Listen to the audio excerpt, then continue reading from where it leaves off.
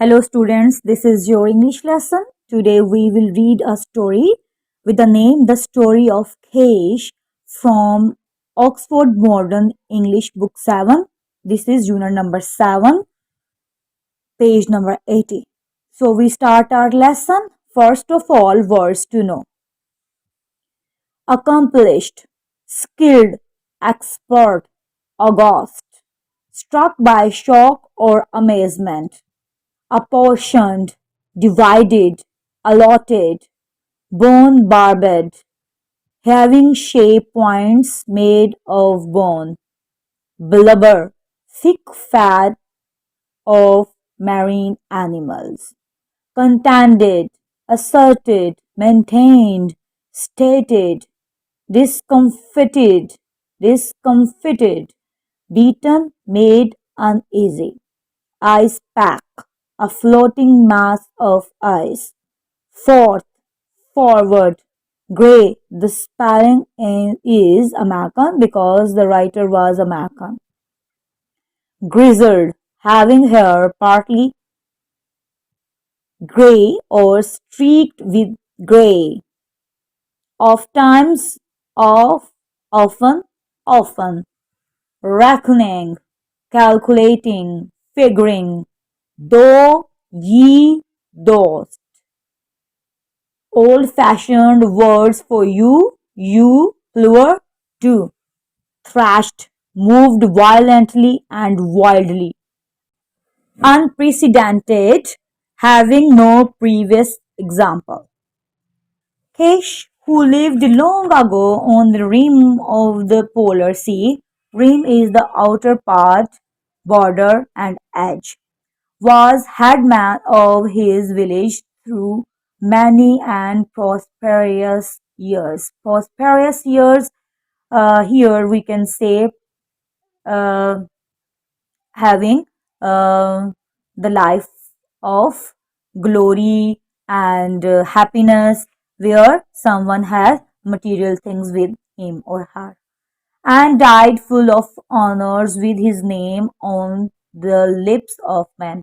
So long ago did he live that only the old man remembered his name and the tale which they got from the old man before them, and which the old man to come will tell their children and their children's children down to the end of time.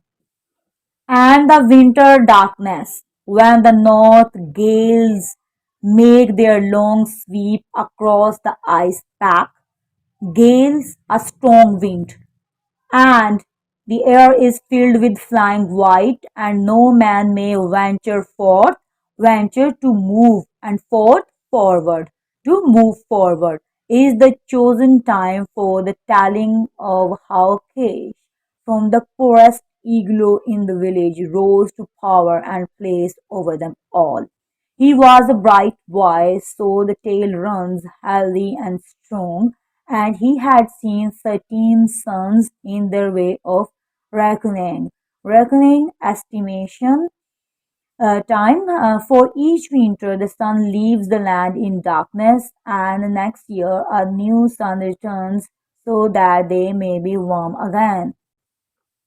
The father of Kesh had been a very brave man, but he had met his death in a time of famine, extreme scarcity of food, when he sought to save the lives of his people, sought, attempted to find the life of a great polar bear. In his eagerness, the state of wanting to do something, he came to close grapples, engage in a close fight with the bear, and his bones were pressed, squeezed, but the bear had much meat on him, and the people were saved. Kish was his only son, and after that Kish lived alone with his mother. But the people forgot the deed of his father, and he being but a boy with only his mother, they too were swiftly forgotten, and ere long came to live in the meanest of all the igloos. It was at a council one night in the big igloo of Clash Kwan, the chief, that he showed the blood that ran in his veins. With the dignity of an elder, he rose to his feet and waited for silence. It is true that meat be apportioned me and mine, he said, apportioned, divided. But it is oft times old and tough, this meat. It is said that Bok, my father, brought home more meat than any of the two best hunters, that with his own hands he attended to the division of it, and saw to it that the last old woman and the last old man received fair share. The hunters, grizzled and grey, grizzled having dark and white hair mixed, grizzled and grey, were aghast, filled with horror and shock. The like had never been known before, a child that talked like a grown man and said harsh things to their very faces. "Na, na," the man cried, "put the child to bed. He is no man that he should talk to me and grey beards." He waited calmly till the uproar died again. "Thou hast a wife, Ugh Gulk," he said, "and for her dost do speak? Thou do speak, and thou too must a mother also, and for them those though speak, my mother has no one save me. We should have meat in plenty, so long as there be meat in plenty in the tribe. I, Kesh, the son of Bog, have spoken that a boy should speak in council.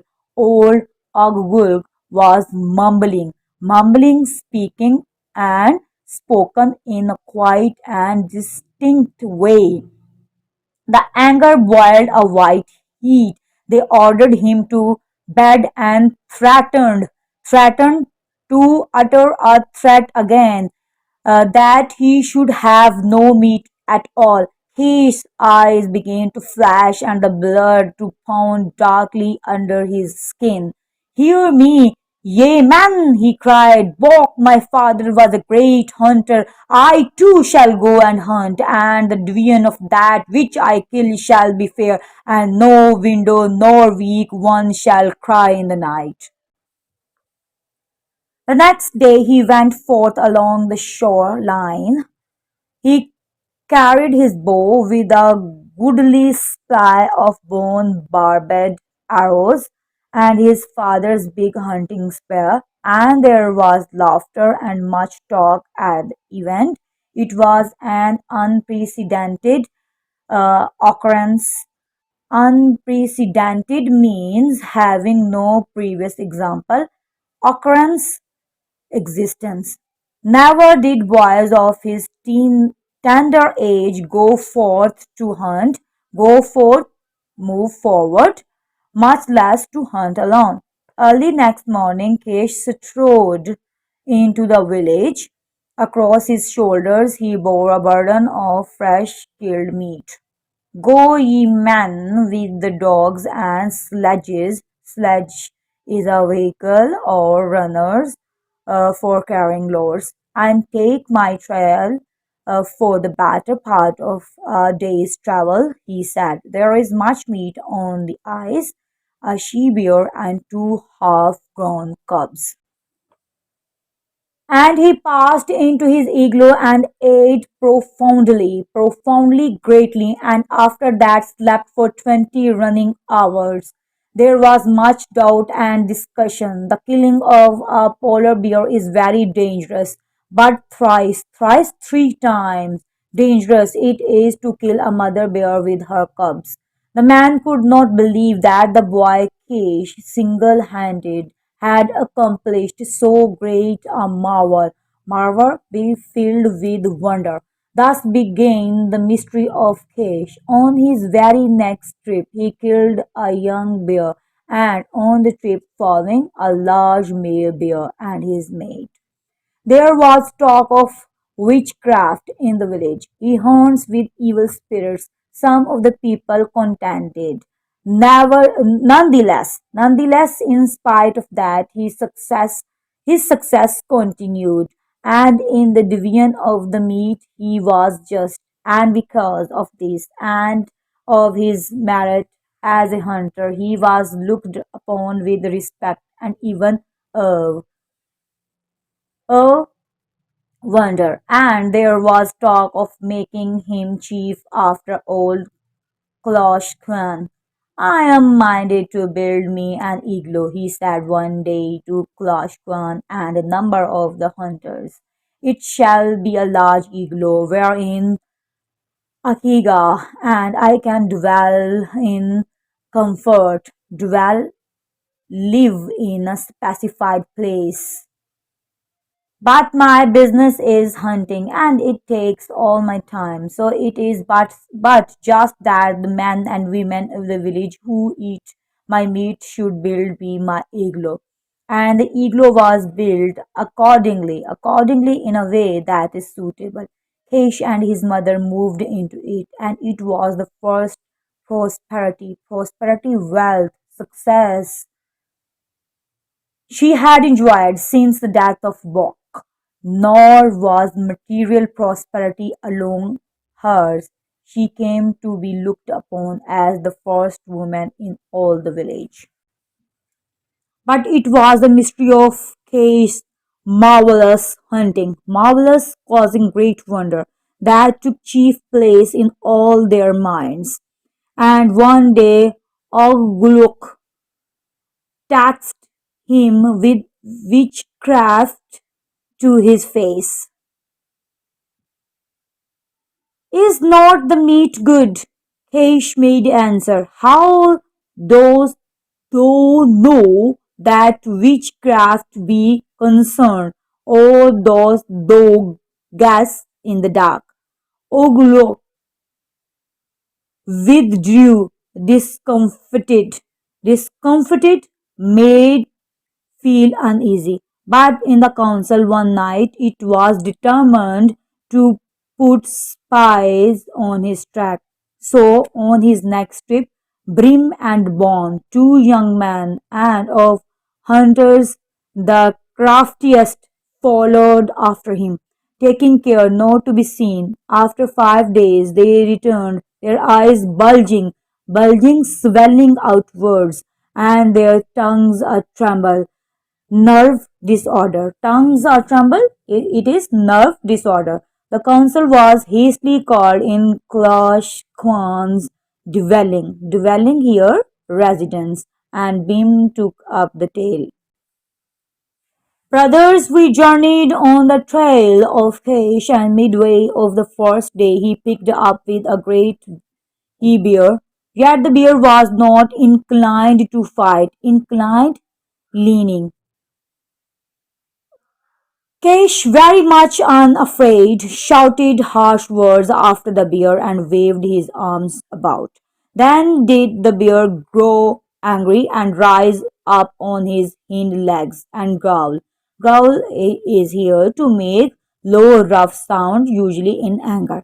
But Kesh walked right up to the bear, and the bear took after him, and Kesh ran away. But as he ran, he dropped little round balls on the ice, and the bear stopped and smelled them, then swallowed them up. With our own eyes, we saw it burn, affirmed, offer someone emotional support or encouragement. And this continued until the bear stood suddenly upright and cried aloud in pain, and thrashed his fours, forepaws madly about. Thrashed, beat repeatedly. Witchcraft, Ogluk suggested.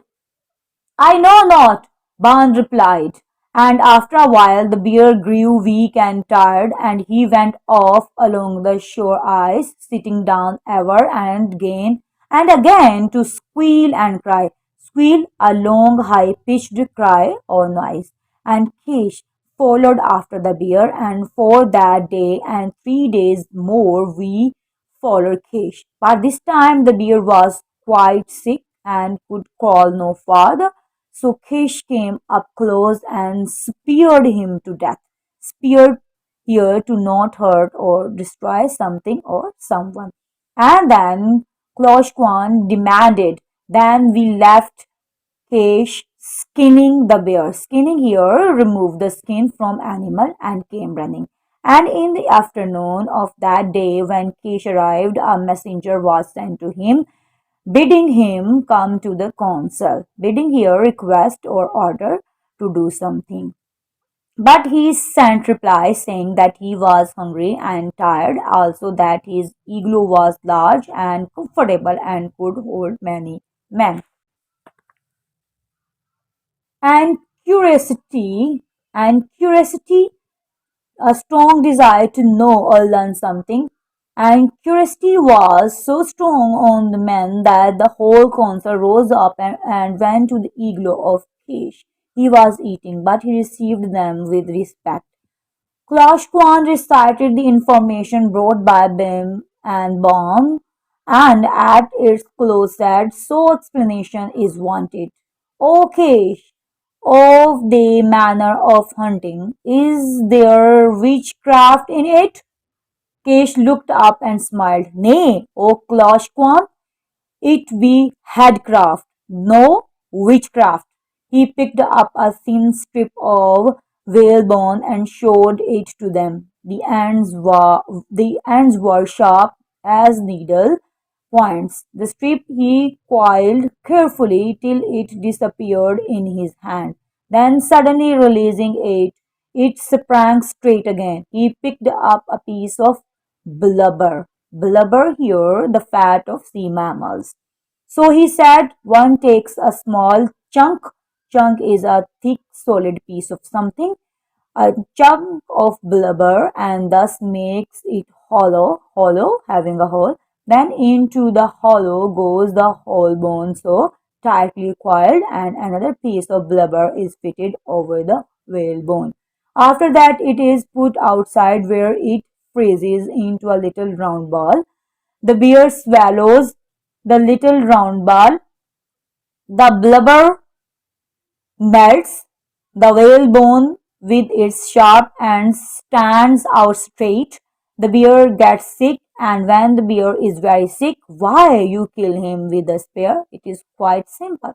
And Ogulk said, oh, and Kloshkwan said, oh, and each said something, and all understood. And this is the story of Kesh, who lived long ago on the rim of the polar sea.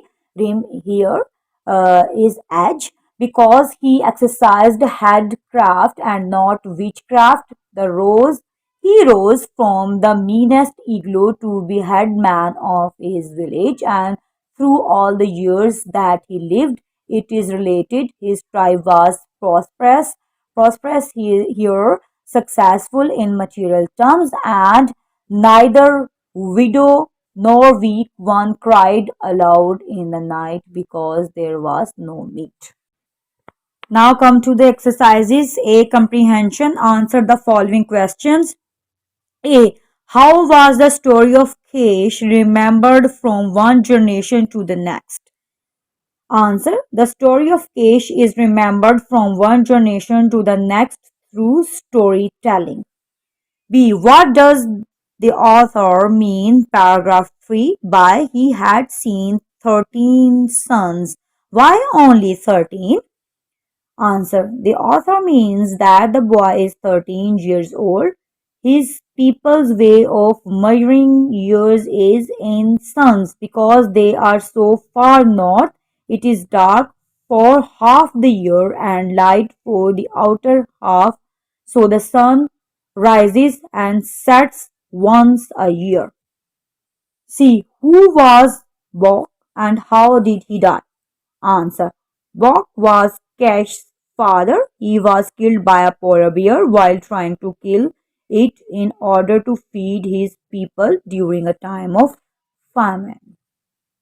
D. What complaint did Kesh make at the council? Answer. Kesh's complaint at the council was that he was not getting a fair share of the meat. The portion he and his mother received was often tough and old. E. How did the man react to Cash's statements in the council meeting? Answer. The man reacted to Cash's statements in the council meeting by shouting at him to go to bed because he was only a child. They felt he should not have been complaining.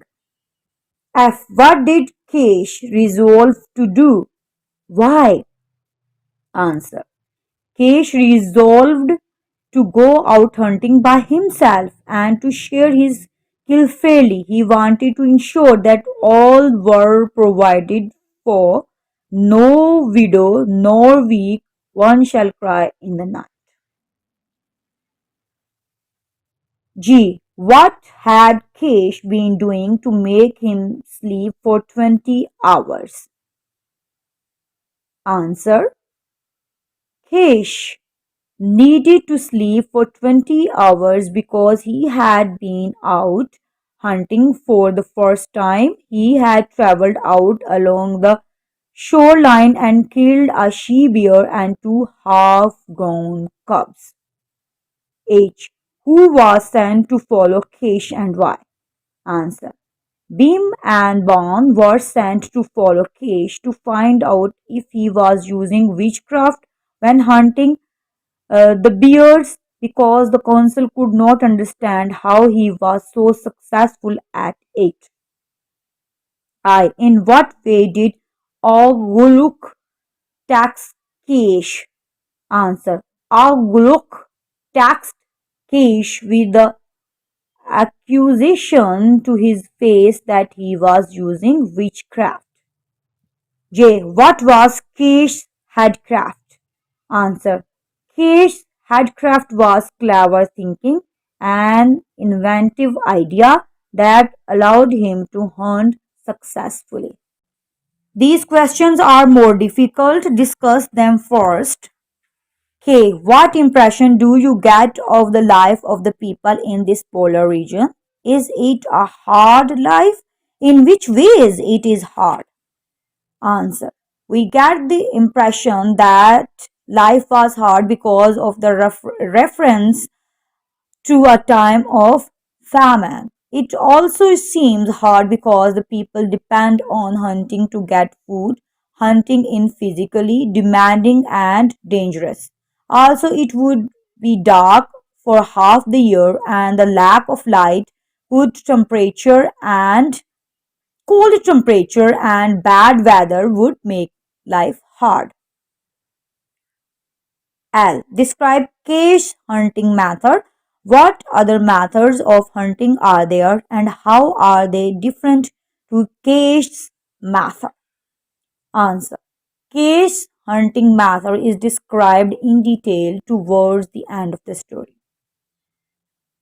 We can say other methods of hunting on horseback with bow and arrows, hunting with dogs, guns, trapping, most involve striking the animal from afar or using another animal to attack and weaken it.